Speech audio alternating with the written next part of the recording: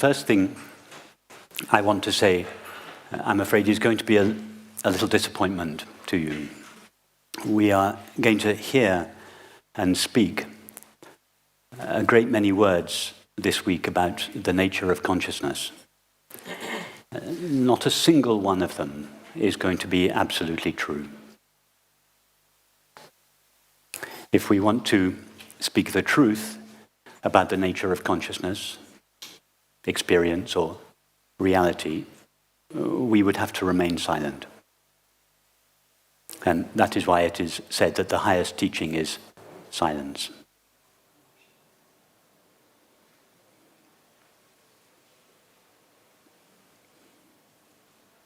However, very few of us are sufficiently mature enough to intuit the reality of consciousness from silence.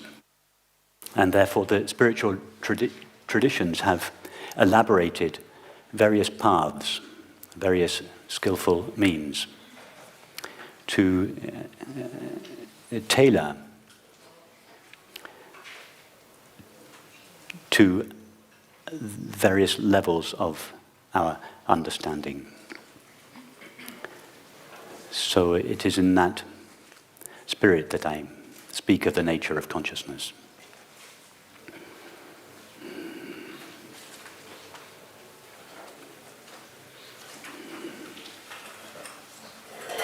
And the first thing I would like to do is to give a definition of consciousness. Of course, consciousness cannot really be defined. But this would be a good provisional definition of consciousness. Consciousness is that in which all experience appears. It is that with which all experience is known. And it is that out of which all experience is made.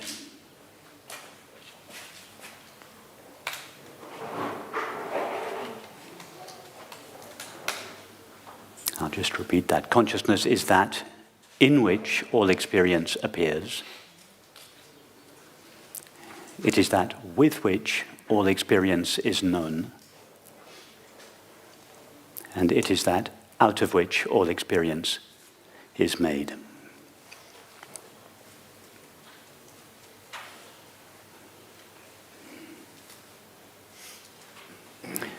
What do I mean by experience in this context? Anything objective. Thoughts, memories, ideas, concepts, feelings, sensations of the body, sights, sounds, tastes, textures, smells, etc. All of these appear in something.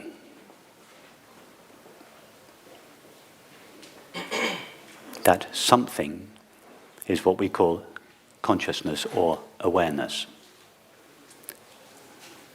The common name for it is I, or myself. The religious name for it is God's infinite being. But all these refer to that in which experience appears, with which it is known, and ultimately out of which it is made. Now, even from a conventional point of view, our thoughts and feelings appear within ourself.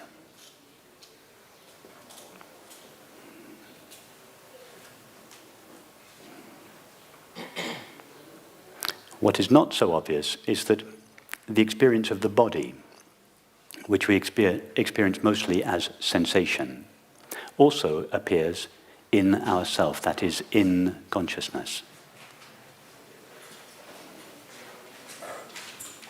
And what is even less clear is that our perceptions, for instance, sounds and sights, also appear in the same consciousness or the same field in which our thoughts, feelings, and sensations appear in.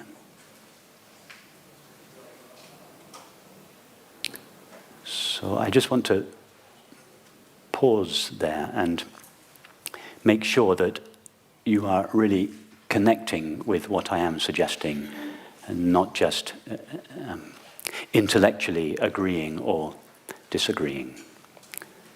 So take a thought or allow a thought or a series of thoughts to appear. And just ask yourself the question, or notice that those thoughts appear in some kind of field. They appear in something.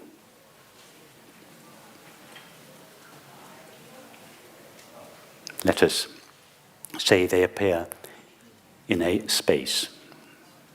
Consciousness is not, in fact, a space. It is space-like, but it, in fact, has no dimensions. But let us provisionally, to begin with, give consciousness a space-like or field-like quality, and see that whatever thoughts are appearing in this space-like, aware field. And now, maybe we should close our eyes just for a few minutes to do this. Establish again that your thoughts appear in a aware space-like field. And now listen to whatever sounds are present. Suddenly everything goes strangely silent. Listen to the sounds of people talking or whatever sounds are present.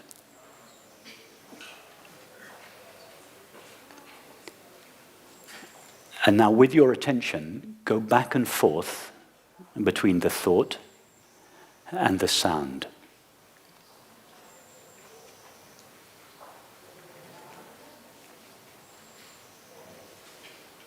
Ask yourself the question, does my attention ever leave the field of awareness?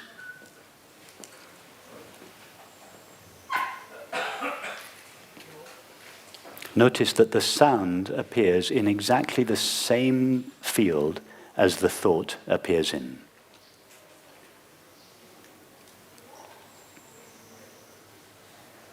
Conventional thinking would have us believe that the thought appears inside what I am, and that the sound appears outside what I am. But if we look for the line that divides the two in our actual experience, it is never found. The line is on the map, but never in the territory. The line is in belief, but never in experience.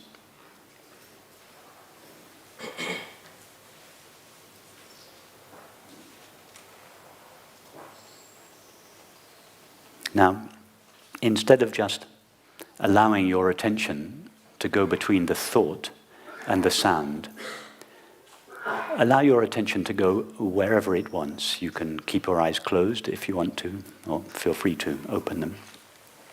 Just allow your attention to range freely over the entire realm of your experience. And have a single question in mind. Does my attention ever leave consciousness? Does my attention ever leave the field of awareness?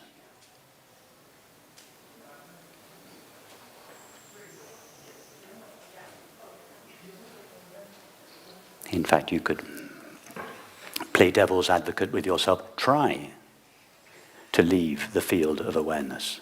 Try to come in contact with or attend to something that appears just outside consciousness. And don't just refer to your current experience. Imagine and remember all possible experiences. You could imagine, for instance, that you had just landed on the moon.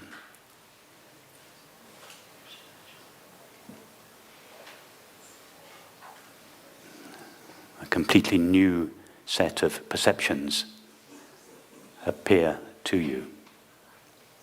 Do those perceptions appear in consciousness or outside consciousness?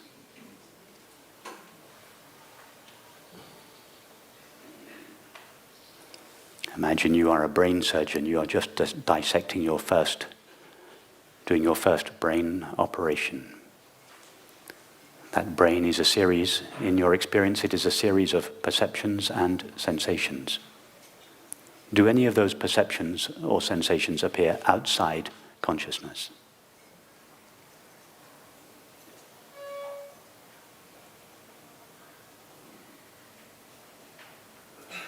Imagine you are deeply depressed.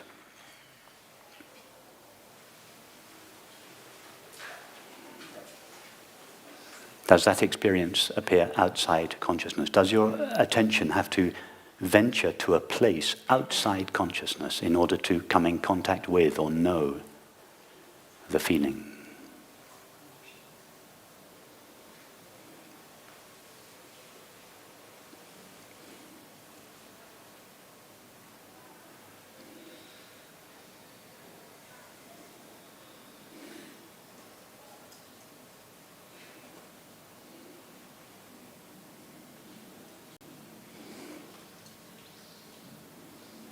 See, simply and clearly, that nobody has ever, nor could anyone ever, come in contact with anything outside experience.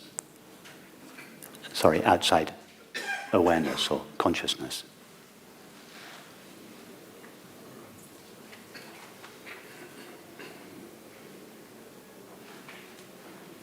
Strangely, our entire world culture is founded on a single belief. And the belief is this: there is a substance that exists outside consciousness. They call it matter. Matter is the fundamental reality of all existence. And consciousness is somehow derived from this substance, matter.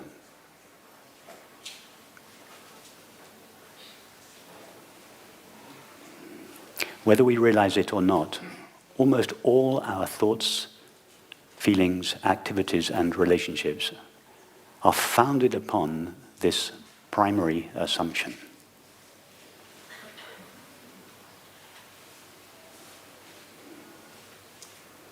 Strangely, since the invention of the idea of matter a few thousand years ago, we have been looking for it. Scientists are still looking for it. They haven't found it. Many scientists believe that it's just a matter of a few more years and a few more $1 billion, and we will eventually find this stuff called matter.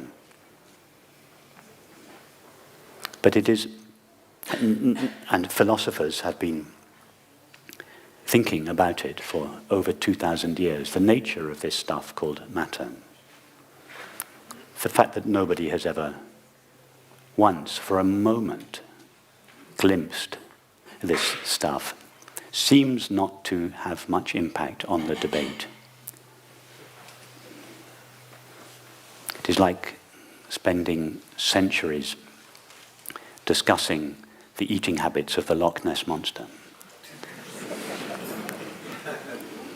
The fact that nobody ever saw the Loch Ness Monster is just a detail that seems to have been overlooked. One day we will find it, but in the meantime, let's continue to discuss its eating habits and its mating habits, and that is how absurd the debate about matter is.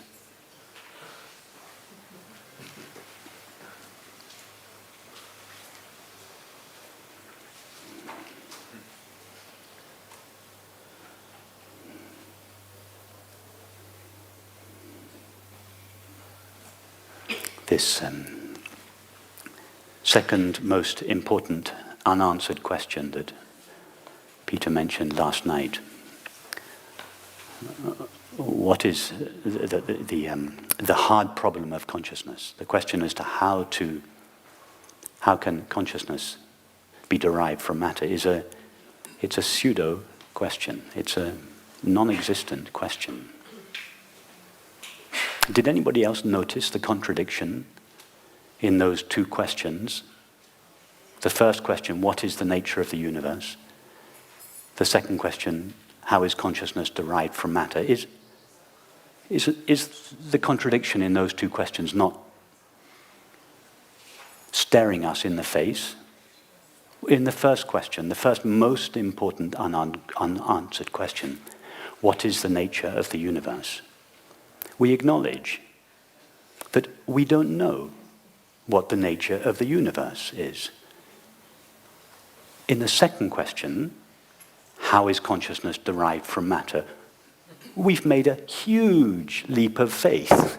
We've presumed the stuff called matter, having already acknowledged in the previous question that we have no idea what the universe is made of. And then we ask the question, how is consciousness derived from it? I mean, do you have to be an astrophysicist to notice the contradiction there?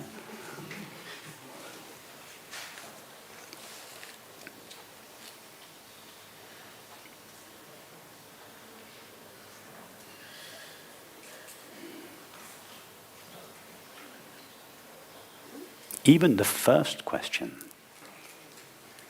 in the first question, there is a subtle presumption, which turns out in the end to be a belief. In fact, it is a religion. It is the religion of materialism. In the first question is, what is the universe made of? Nobody has ever found the universe. Has anybody here ever had an experience of the universe as it is conceived to be?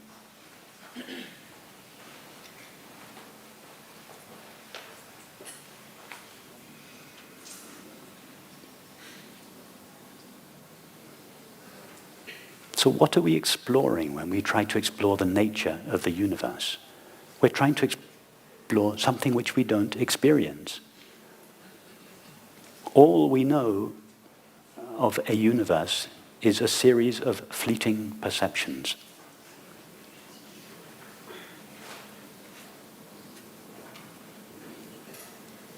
And perceptions appear in consciousness. Therefore, until we know the nature of the consciousness in which our perceptions appear, it is not possible to know anything that is true about the perceptions themselves.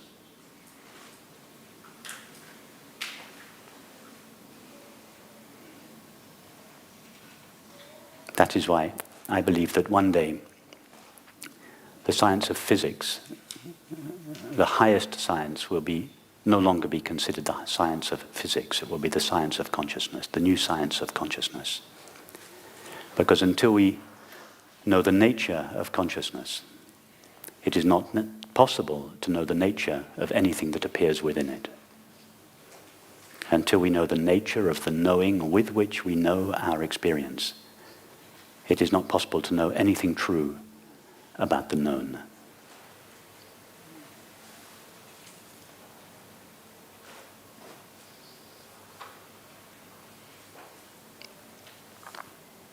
So we might ask, why is consciousness a more legitimate field of study than the universe?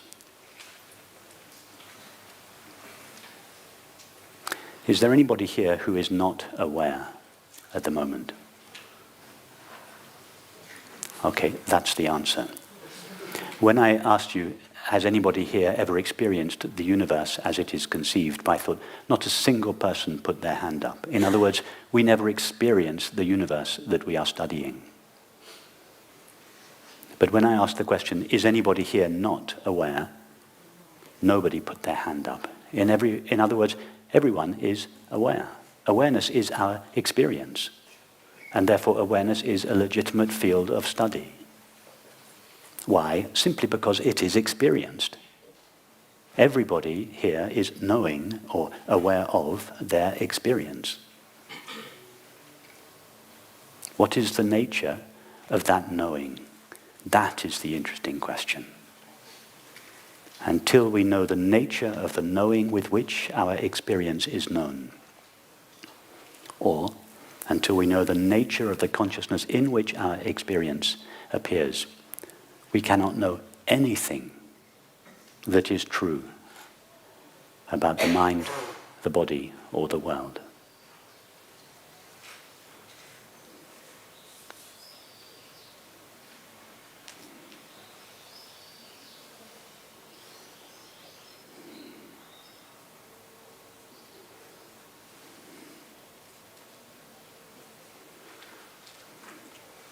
So, how are we going to find out about the nature of consciousness or awareness?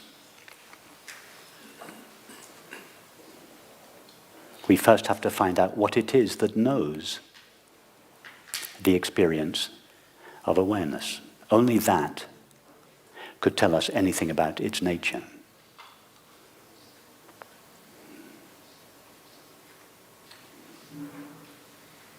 If I were to ask each of you now the question, are you aware?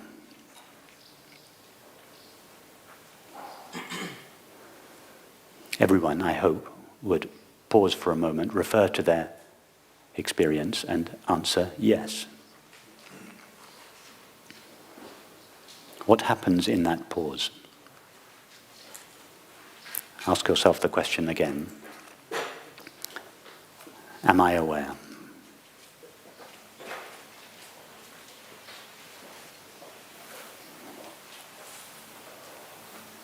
And just remain for a while in that pause before thought answers yes.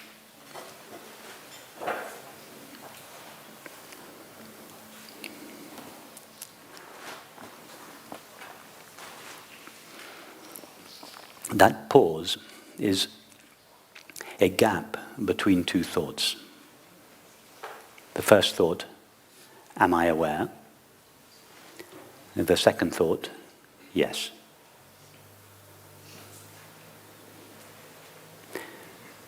During the first thought, am I aware, we are not yet quite sure that we are aware.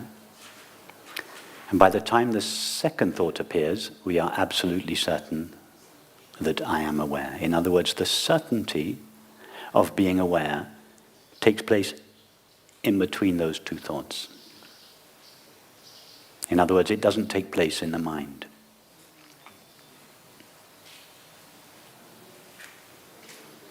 When we hear the question, am I aware? Awareness directs itself towards the question. At the end of the question, there is a pause in which awareness has nowhere to direct itself, and as a result it collapses for a moment, it sinks back for a moment into its self, into its source. And then it rises again in the form of the answer, yes. In other words, in this pause, awareness tastes itself momentarily. In the pause between the question, am I aware? And the answer, yes, we become aware that we are aware. Not only am I aware, but I am aware that I am aware.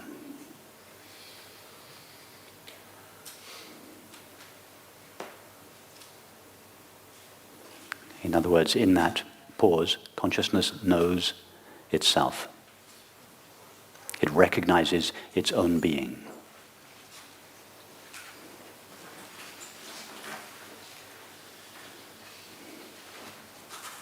It is consciousness itself that knows that it is conscious. It is awareness itself that recognizes its own being. In other words, only awareness can know anything about awareness. The finite mind, that is thought and perception, can tell us nothing about awareness. It is an expression of awareness. It is made of awareness. But it cannot know anything about awareness, because the finite mind can only know something objective. It's very easy to test that out in your experience. Try now to think of something that has no objective qualities.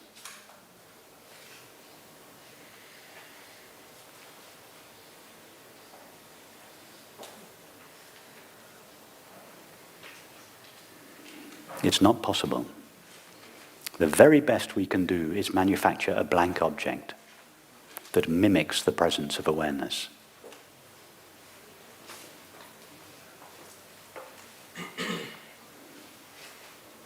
Although thought is made only of consciousness, it cannot know the stuff it is made of. Just like the character in the movie is made of the screen, but cannot know the screen.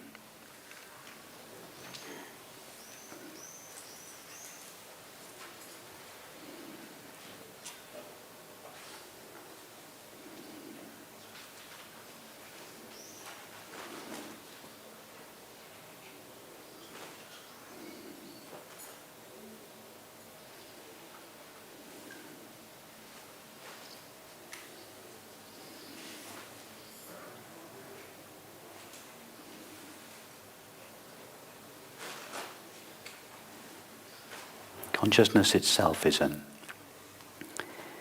an aware field. We're adding, by saying it's a field, we're adding a space-like quality to consciousness. Consciousness is not, in fact, a field. It has no dimensions at all. We could say it is more like a presence. But as we've just discovered, it's not possible to think, let alone speak, of something that has no dimensions. So in order to speak of the nature of consciousness, we give it this space-like quality, and we describe it as the space of awareness in which all experience appears. Or the screen of awareness on which all experience appears.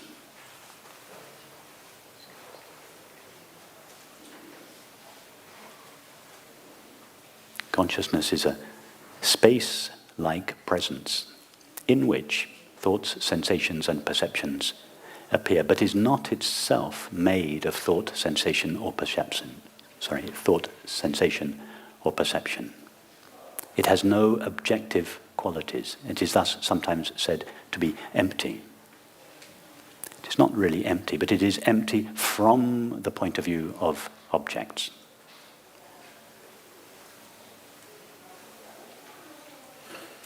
It is all empty of all objective content or quality. It has no finite qualities and is thus said to be infinite, not finite.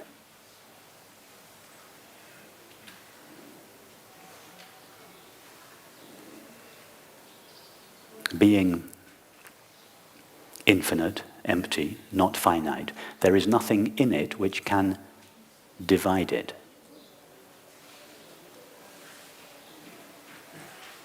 If there were, for instance, two consciousnesses, there would have to be something about each of those two consciousnesses that divided or distinguished them from one another. And those distinguishing qualities would be finite limits. But nobody has ever experienced a finite limit to consciousness. When I say nobody, I don't mean to suggest that it is a person that experiences consciousness. It is consciousness that experiences consciousness. It is awareness that is aware of being awareness. If we ask thought about the nature of awareness, thought will tell us that every single body has its own package of awareness.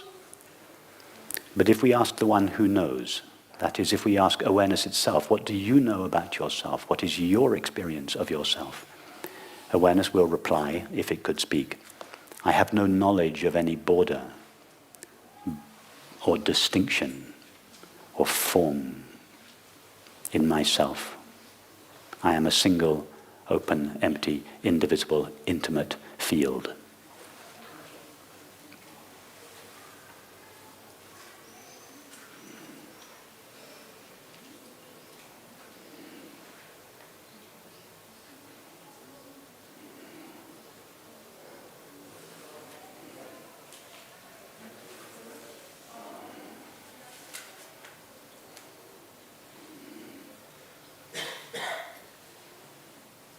That means that the knowing, or the consciousness with which each of us is knowing our experience, is the same consciousness.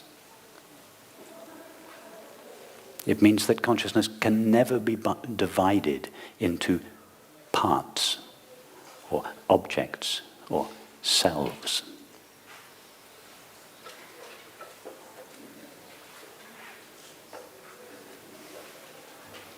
It means that if each of us were to take the thought I and trace that I to its origin, to its source, and if we were to trace it far enough back to the essential nature of each of our minds, we would all arrive at the same consciousness, not a similar consciousness. There cannot be two empty spaces.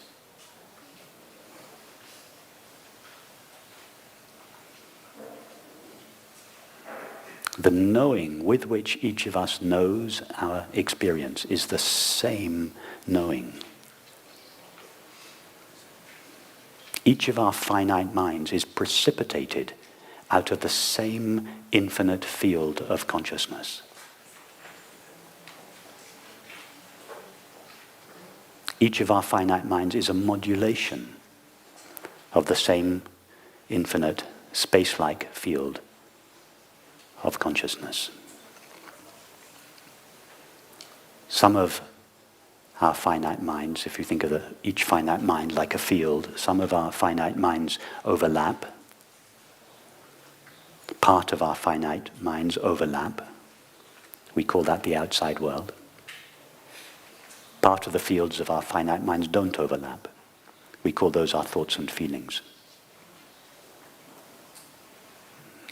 The religion of materialism uses the fact that we all experience the same world as proof that there is a world made out of matter outside consciousness. The reason we all experience the same world is not because there is a world made out of matter appearing outside consciousness. It is because each of our finite minds are precipitated within and from the same field of infinite consciousness. It is because our minds share consciousness that we feel we share the world. We do share the same world. The world we share is made of consciousness, not matter.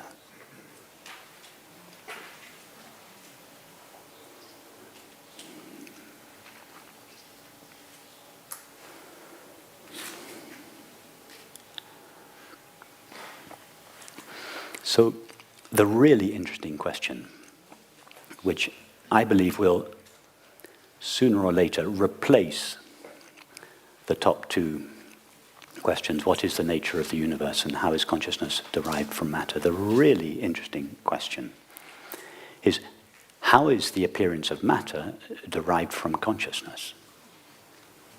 In other words, we will start with consciousness. Why? Because consciousness is our primary experience. That's the obvious place to start.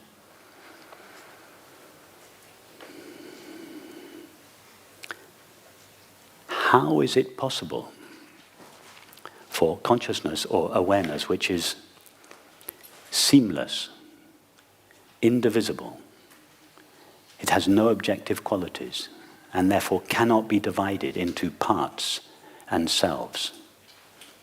How can it appear as a multiplicity and diversity of objects and selves?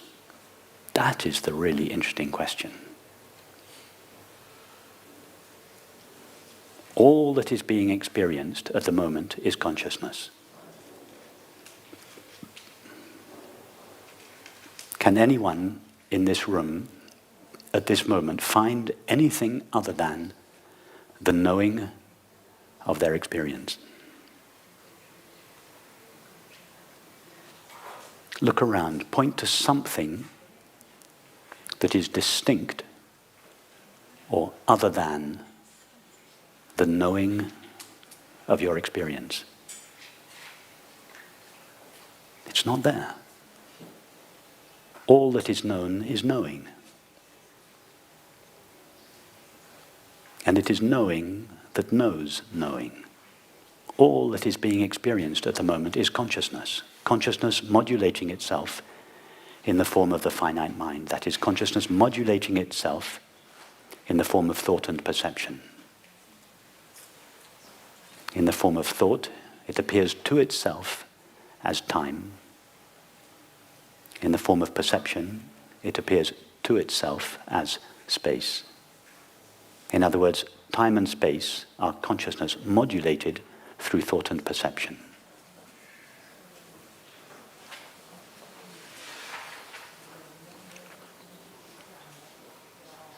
How does something which is infinite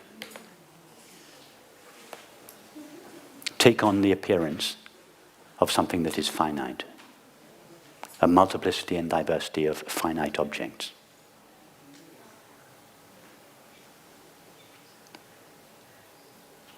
How does consciousness appear to itself as a multiplicity and diversity of selves and objects?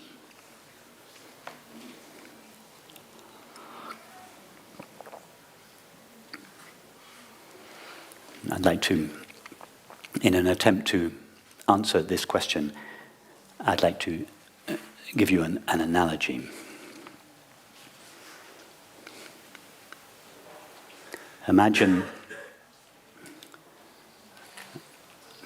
Mary falling asleep here in Titignano. Is that right? Titignano, yeah. Imagine Mary falls asleep in Titignano. Mary's mind is a single, indivisible whole, like each of our minds. And Mary dreams that she is Jane walking the streets of New York.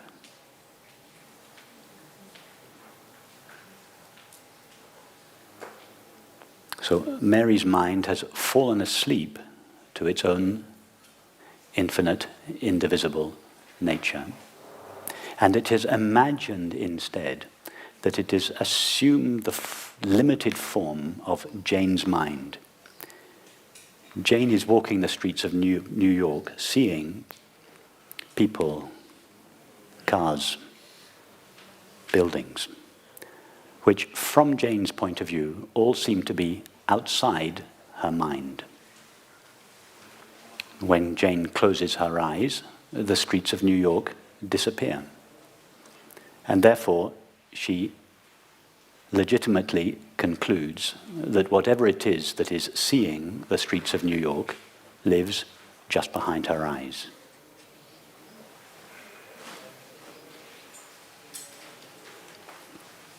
This and other similar experiences convince Jane that the knowing with which she knows her experience lives just behind her eyes or in her chest. In other words, in her body. And all her thoughts and feelings, her subsequent activities and relationships are consistent with this belief.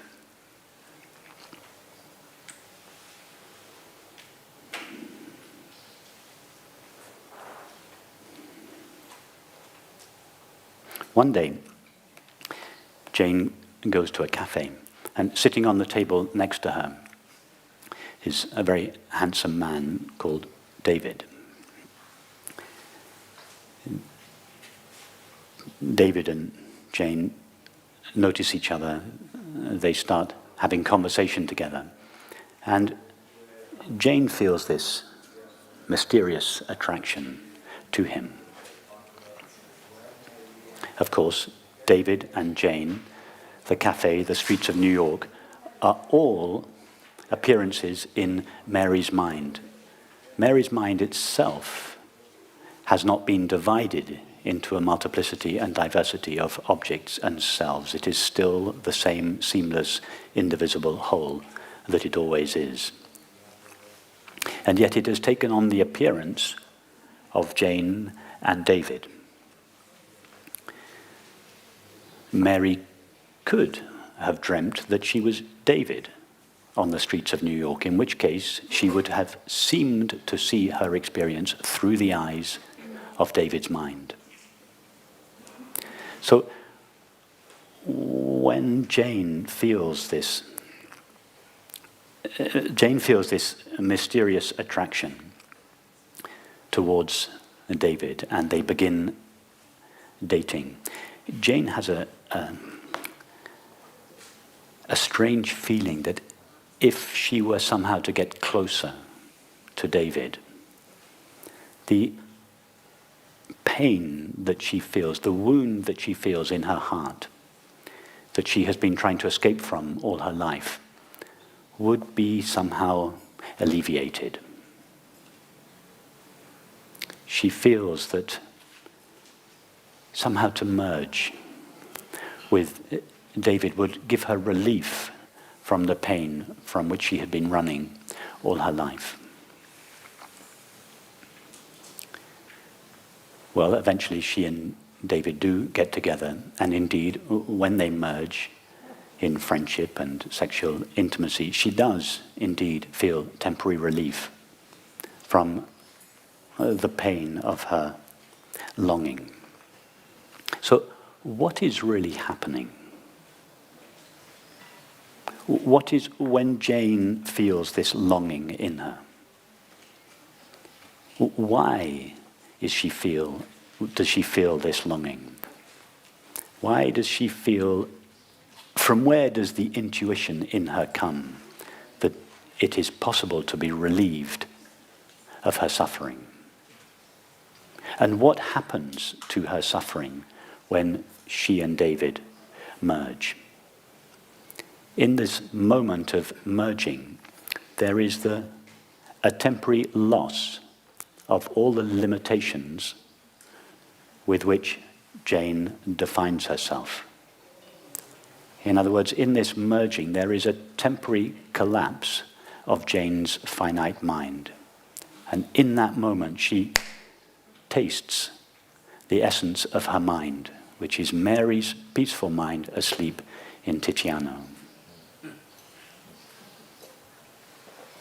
Now, of course, when Jane and David part, this temporary cessation of suffering comes to an end, and she feels everything that defines her again, so the suffering bubbles up again, and she remembers, last time I united with David, the suffering went away. Therefore, uniting with David, in this case a person, but it could have been an object or a substance.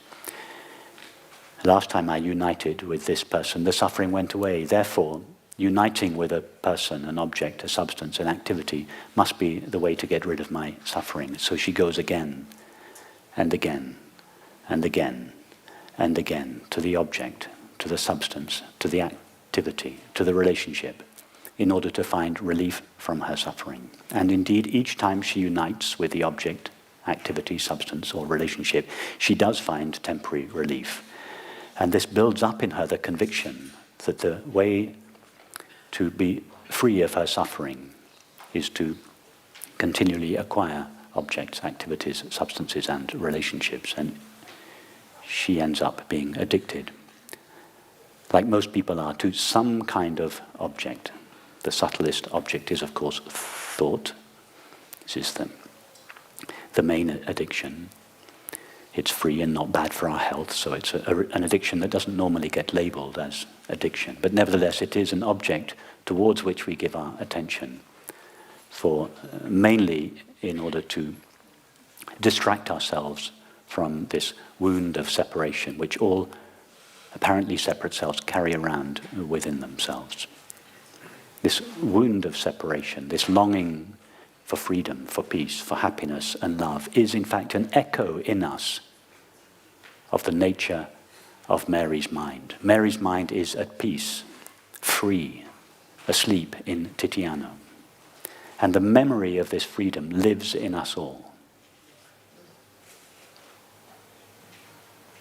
This longing for freedom, for peace, for happiness that each of us feel is in fact the echo in each of our finite minds as the true, an echo of the true freedom of infinite consciousness. There is no other freedom other than the freedom of infinite consciousness. Infinite consciousness is freedom, peace, happiness itself. And the desire that each of us feels for that freedom, for that peace, that happiness, and that love is the pull that infinite consciousness exerts on the finite mind. The finite mind feels that pull in the form of suffering. I long for happiness. The separate self feels that it is doing the longing. It is not. It is infinite consciousness that is exerting a force on the finite mind, drawing it back into itself. It is in fact the pull from infinite consciousness on the finite mind that is what the finite mind calls the desire for happiness.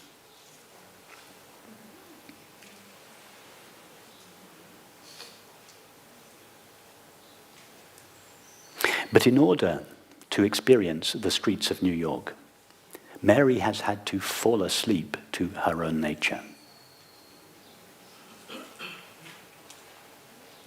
Mary has fallen asleep in Tiziano, and it's only as a result of falling asleep that she is able to realize one of the infinite possibilities that exist within her. She could have dreamt that she was Claire on the streets of Tokyo. She could have dreamt that she was Annabelle on the streets of London. All these possibilities, an infinite number of possibilities, exist in Mary's mind. She chose one of those possibilities, to be Jane on the streets of New York. But in order to appear as Jane on the streets of New York, Mary had to fall asleep to the infinite nature of her own mind and to take on or to rise in the form of Jane's finite mind. It is only from the limited point of view of Jane's finite mind that Mary was able to experience the streets of New York. In other words, to bring manifestation into apparent existence, consciousness needs to fall asleep to its own infinite nature. Because it is not possible for something that is infinite to know something that is finite.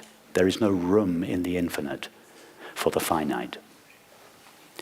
So in order to bring manifestation into apparent existence, manifestation means form. Form means limit.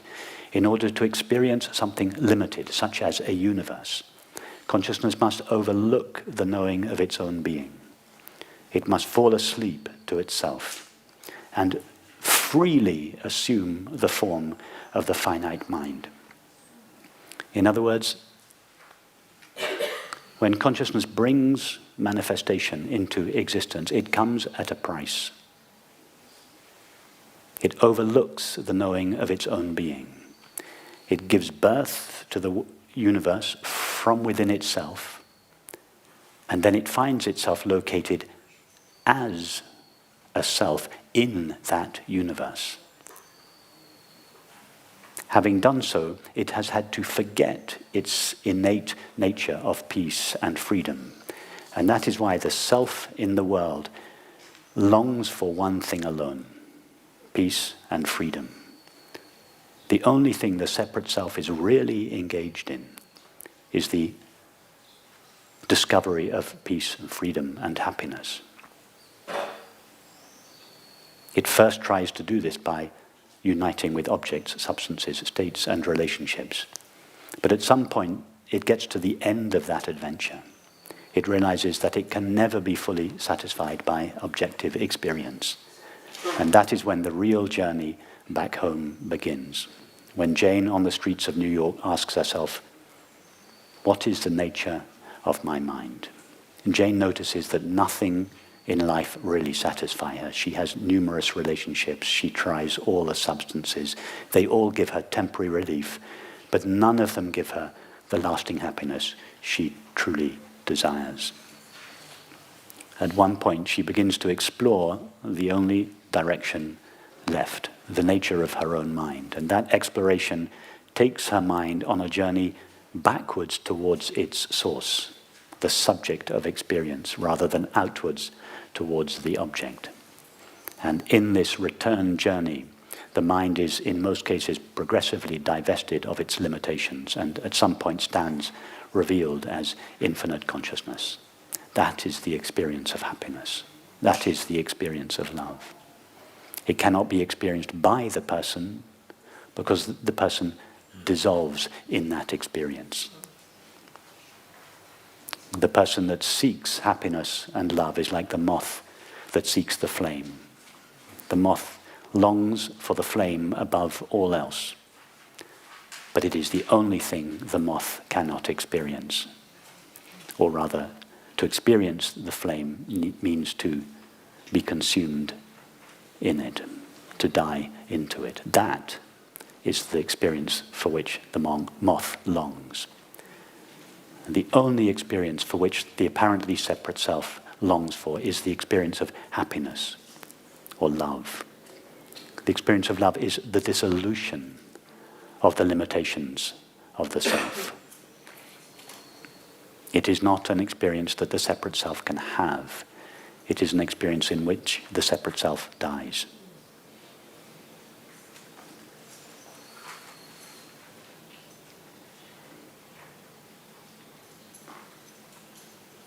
So infinite consciousness overlooks the knowing of its own being in order to bring manifestation into apparent existence. It freely assumes the form of the finite mind in order to know the finite world.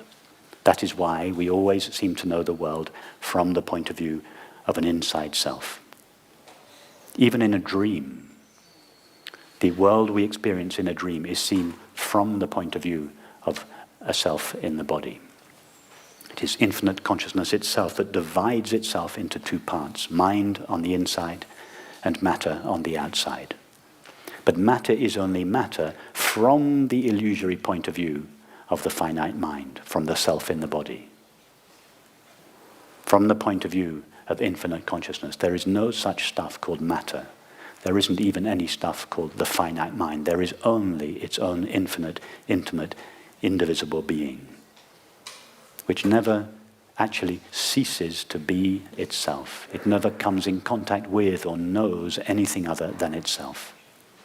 Which means that all of this, our current experience, I'm not talking abstract philosophy here, I mean the very experience that each of us is having here is only infinite consciousness itself, assuming the form of the finite mind and appearing to itself as a world.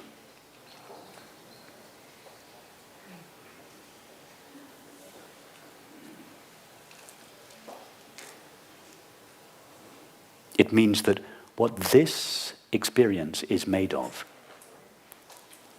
itself has no dimensions. It means this ordinary experience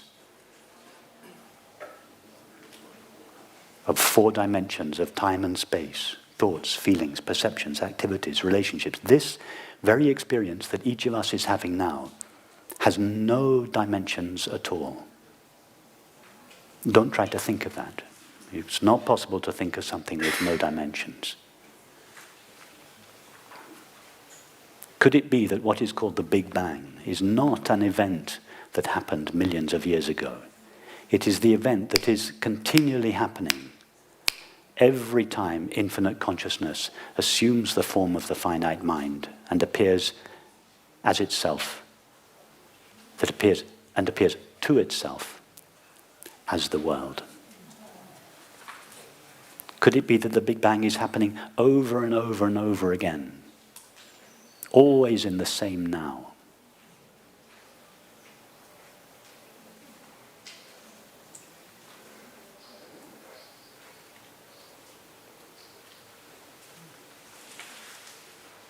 But that when consciousness does assume the form of the finite mind and appear to itself as the world, no real world made out of matter comes into existence. Existence comes from two Latin words, ex and sistere, meaning to stand out from. Nothing stands out from consciousness. Nobody has ever found a place outside consciousness. No thing comes into existence. Objects borrow their apparent existence from God's infinite being, the only being there is. Infinite consciousness, commonly called I. That means the very I that each of us is now feeling as myself, the I that I am. That I is infinite consciousness. It is the reality, the substance, the stuff out of which all experience is made.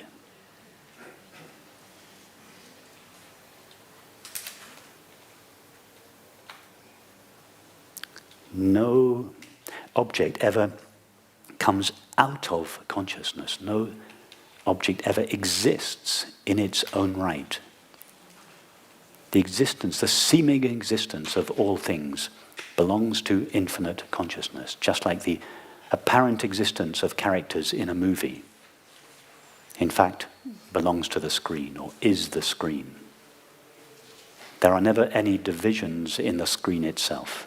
The divisions are always in the appearances, never in the reality. It means this very experience that each of us is God's infinite being alone. There is nothing else being experienced now other than infinite consciousness. And it is infinite consciousness itself that is refracting itself into a multiplicity of finite minds and appearing to itself as a multiplicity of finite worlds. But from consciousness's point of view, it is never experiencing anything other than its own intimate, infinite self.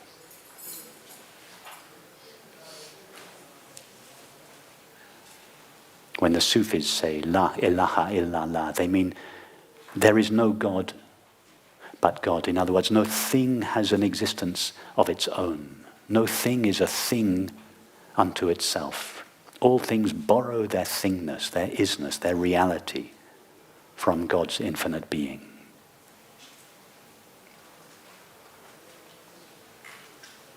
God's infinite being shines in each of our minds as the knowledge I am.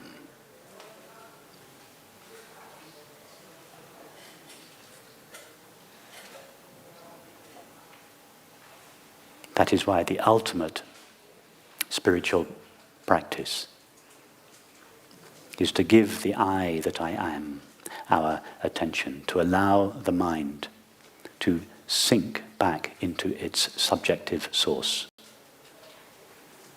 And as it does so, it is temporarily, in most cases, occasionally, suddenly, divested of its finite limitations and stands revealed as infinite consciousness, God's infinite being, the only being there is, the heart that we all share, the heart that we all are.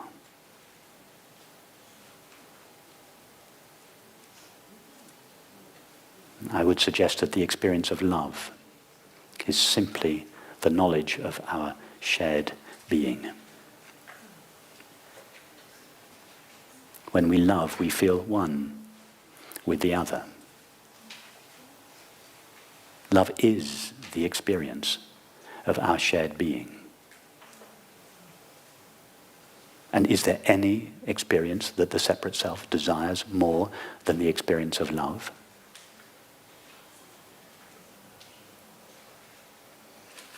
In other words, what the separate self longs for above all else is simply to be divested of its separateness.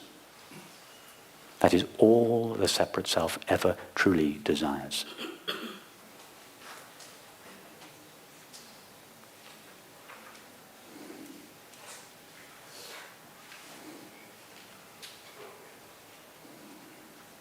And all the separate self, and this is not quite true, but it's a concession to the separate self, all the separate self needs to do To find this love for which it longs is to ask itself, what is the nature of the knowing with which I know my experience? All Jane needs to do to be alleviated from her suffering on the streets of New York is to ask herself, what is the nature of my mind? And if Jane inquires deeply enough into the nature of her own mind, she will discover her mind is made of Mary's peaceful, infinite mind. That's all there is to Jane's mind. All there is to each of our minds is the inherently peaceful presence of infinite consciousness.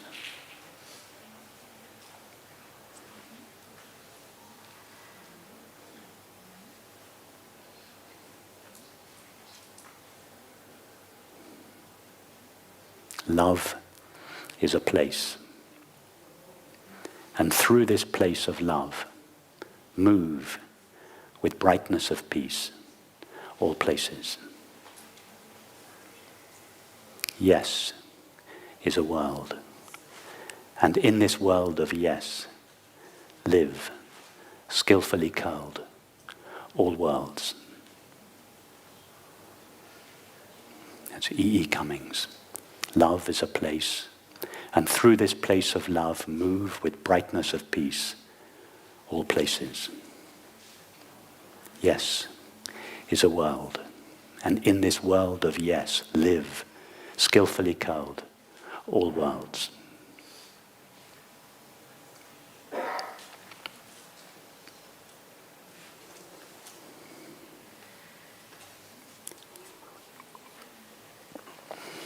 So we have a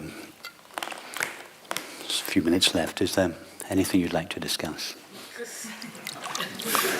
Yeah.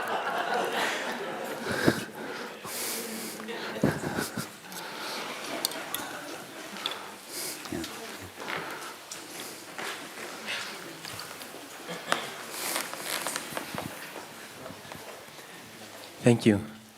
You said that the only way for us to truly achieve that which we are so longing for and desiring is to experience that infinite consciousness, but that infinite consciousness can only be experienced with the dissolution of the self. Not the dissolution of itself, the dissolution of its apparent limitations. Consciousness cannot dissolve. What would it dissolve into? That's what I meant, sorry. We can't get further back in our experience than consciousness. Okay, but so did you mean like the dissolution of the physical self? What physical self are you referring to? Our experience, our presence that we are feeling here. The physical self is a series of sensations and perceptions, yes? Yes. How physical is a sensation? Sensations and perceptions are mind. Yeah, there's nothing physical there. Okay. Point to something physical now in your experience. But really what I was meant to ask was that would you say that there's a way to achieve this ultimate goal within our Yes. lives that we have here? Yes. As a concession to the separate self, or as an accession to the apparent reality of the separate self that each of us believes and, more importantly, feels ourself to be, I would say, yes, there is a way. The most efficient way and the most direct way is for the separate self to ask itself the question, what is the nature of myself? In other words, what is it that I call I? The separate self starts by noticing that the separate self spends its life saying, I am aware of thoughts, I am aware of feelings, I am aware of sensations, I am aware of perceptions. This experience of being aware pervades all experience. Could you have an experience without being aware?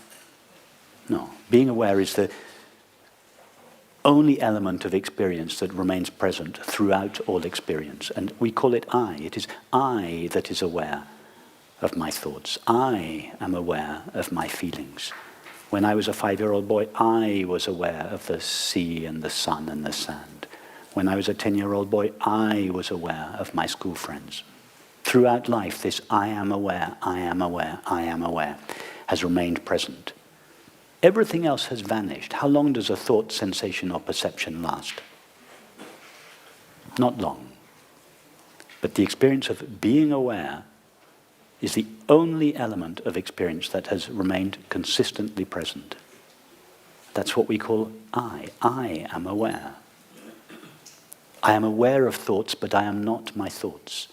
I am aware of my feelings and sensations, but I am not a feeling or a sensation. I am aware of perceptions, but I am not a perception. I am simply the experience of being aware, the non-objective experience of being aware. So the most efficient, and this is why it's called the direct path or the direct approach, the most efficient means that the spiritual teachings have elaborated for the separate self to find what it deeply longs for, which is happiness and peace, is for the separate self to direct its attention away from the objects that it is aware of, towards that which is aware of them. In other words, towards I. What is the nature of the I that knows my experience? And if we try to do this, our attention, instead of our attention directing itself towards a thought or a feeling, sensation or perception, our attention begins to sink backwards into its source instead of forwards towards the object. This sinking of the attention into its source is named variously in the different spiritual traditions. In the Christian tradition, it's called the practice of the presence of God. In Ramana Maharshi called it the sinking of the mind into the heart. Not the physical heart, the heart of awareness, in its source, its essential nature. And Nisargadatta called it focusing on the I am. We can't focus on it because it's only possible to focus the attention on an object. It's actually a defocusing, a relaxing. That's why Rumi said, flow down and down and down in ever-widening rings of being. It's a falling backwards of the attention, a relaxation of the attention into its source.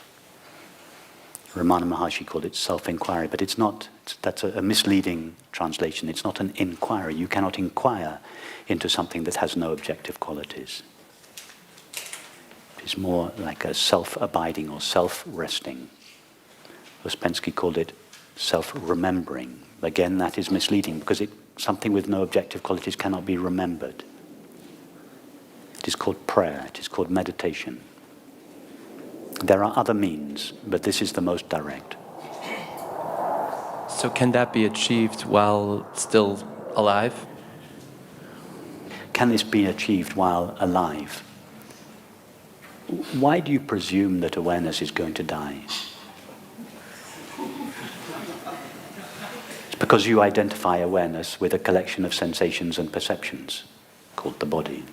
And you notice that those sensations and perceptions are always disappearing, and therefore you presume that awareness is going to disappear with it. But has awareness, or could awareness, ever experience its own disappearance? No. Well, until you experience the disappearance of awareness, presume that it doesn't disappear. It is for those that claim that awareness does disappear to prove it. The burden of proof is with them, not with us. But I meant, alive, like practically. Not. I believe in the I'm being continuation. practical. I'm being practical. Are you not now that which is aware of your experience? That's very practical. Yes? Is that true? You are aware of your experience. I is that which is aware of your experience. Is that practical and true of your experience now? Tell us about that I. Tell us what you know about that which is aware of your experience. Being really practical. I am aware that I am aware. Okay, very good. Tell us more about that awareness from your current direct experience of it. Tell us about its qualities. It's pleasant. There's lots of sensations. Visual sensations? Don't tell us about the sensations, tell us about the awareness.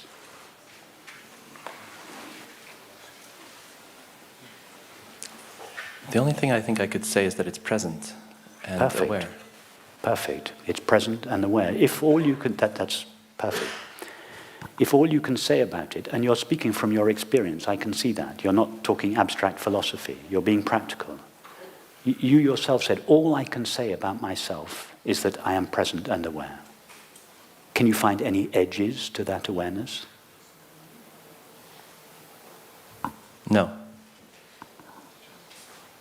Does it start and stop in your experience?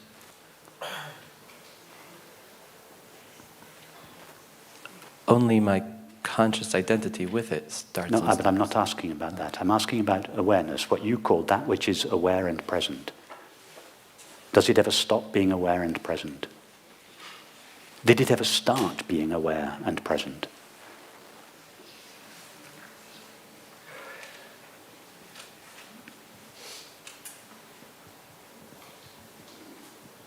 I suppose not. I don't like I suppose.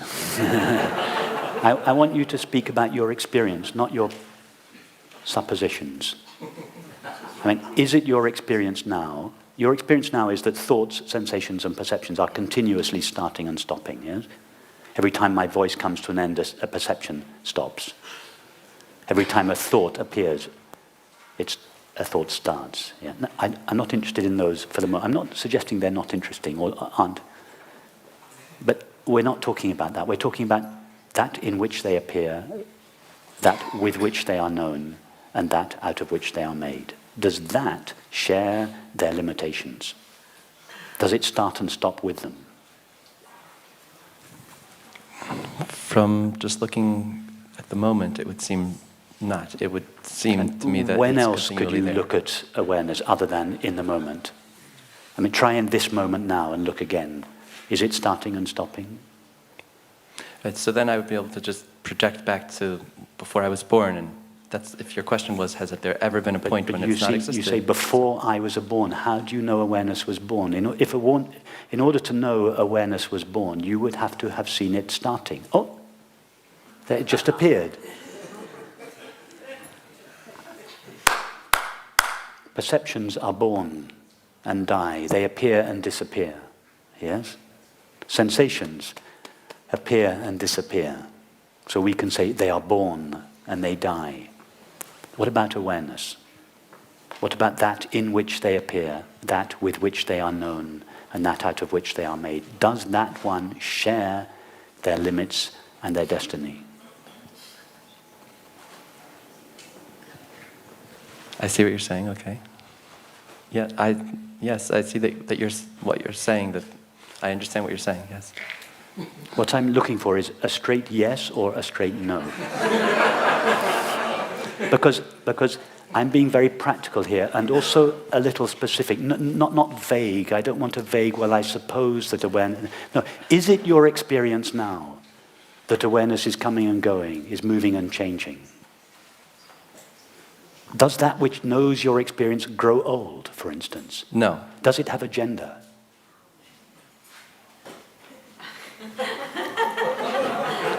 Does it have a nationality? Is it located in space? Our only knowledge of space is perception. Perception is located in it. It is not located in perception. If we ask awareness, the reason you're having difficulty is because you're fluctuating between awareness and the mind.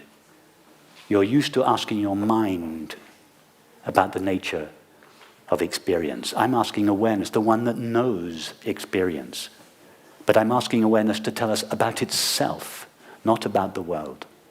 What does awareness know about itself? And if we ask awareness, what is your experience of yourself? Because you are the only one that knows yourself. The mind knows nothing of awareness. Science can tell us nothing about consciousness, because science is thought, and thought knows nothing of consciousness, although it is made of it. Only consciousness can know about consciousness. Only awareness can know awareness. And if we ask awareness, what is your experience of yourself? If awareness could speak, it can't, but if it could speak, it would say, in my own experience of myself, I am eternally present. I have no limits, and thus I am infinite. I cannot be disturbed, and thus I am peace itself. I cannot be aggrandized or diminished by any appearance of the mind, the body, or the world, and thus I am fulfilled. I am happiness itself. I know no other, and am therefore love itself. I know no object, and am thus beauty itself. That is what awareness has to say about itself. I have no age because I do not appear in time. I cannot be touched or moved or harmed or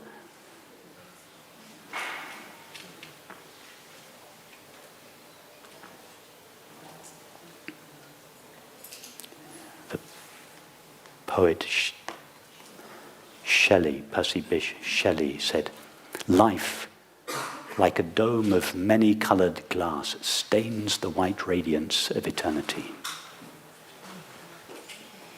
All of life, all of this is just a colouring.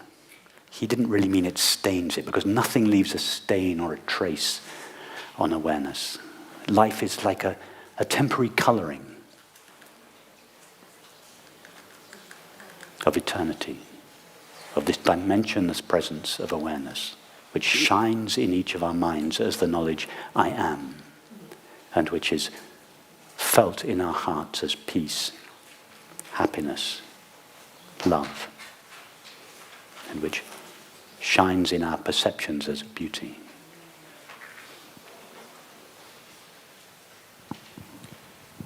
So, if I may just paraphrase, then the answer is that yes, we can experience this at any time, this ultimate happiness, Yes. by just accessing and Yes. that awareness. Yes. Yes, and that awareness is as close to us now as the screen is to the image. In other words, it's closer than close. There isn't even one thing called an image and another thing called a screen. Your entire experience now is made out of consciousness. It's closer than close. There is no you, there is no separate you present for consciousness to be close to or far from. You are the very consciousness for which you are in search. That the self that seeks consciousness is like a fish in the ocean in search of water. It is swimming in the stuff for which it is in search.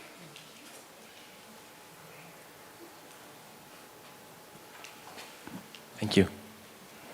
So Mary didn't really fall asleep. Can you take the mic behind you here?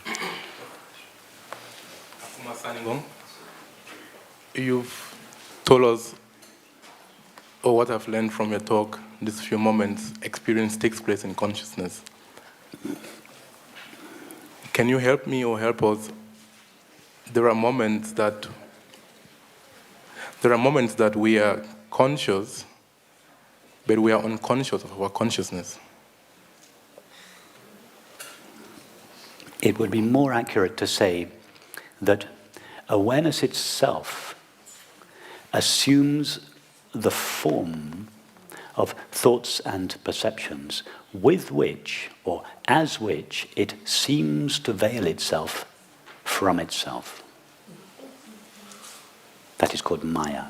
In the same way that a screen has the ability to assume the form of an image, and as that image, it seems to veil itself. However, it only veils itself, the image only veils the screen if we give it permission to do so. Two kids are watching television. Their mum comes in and asks one of them, "What are you seeing? What are you watching?" One of them says, "Match of the day." And she asks the other one, "What are you seeing?" He says, "A screen." They both see the same thing. But what appears to them in accordance with the way they see. If one of them believes he is seeing a football match, his experience will appear to him in conformity with that belief. In other words, experience will appear as a multiplicity and diversity of objects. The other one is having exactly the same experience, but sees its reality. So matter, what we call matter, is not an object that is seen. It is a way of seeing. And it is a way of seeing that is predicated on the belief, I, awareness, share the limits and the destiny of the body. The mixture of awareness plus the body makes what we call the separate self, or the ego. It is from the point of view of the inside self made of mind that there is an outside world made of matter. And this is why physicists struggle so much with this stuff called matter. They are convinced that there is stuff out there, dead inert stuff called matter. And they go on and on and on looking for this stuff. But the small print in the belief, there is a world out there made of matter, is there is a self in here made of mind. And that is why physicists struggle with this stuff called matter, because they are so invested in their own identities as a separate self made of mind living in the body. That is the real issue. The real issue is, am I a self in a body? Not, is there a world out there? But if we are so invested, so identified with ourself as a body, as a temporary finite mind living inside the body, then it will never be possible for us to know the nature of the world. Because matter is a way of seeing, not something that is seen. The finite mind is a way of knowing, not something that is known. Only infinite consciousness is truly ever known, and it is infinite consciousness that knows itself. Thank you. As the Sufis say, there is only God, God's infinite being. Have we got time for one more question? Yes? No. But I have a very good news related to this. I have a very good, guys, seriously, a very good news, which is bad news in a way, but good news in another. Like life. Mark Zikowski, which was planning to present tonight at 5 o'clock, is ill. Is not well. He just came back from India, and he told me, listen, when I come back from India, I never know in which state I arrive, and this state apparently hit him he told me literally both directions. So he's not in a good, he's really not feeling well, he cannot be with us. In alternative, Rupert accepted to be tonight to replace him at 5 o'clock. Does Rupert know? Is that a question or a statement? I don't know.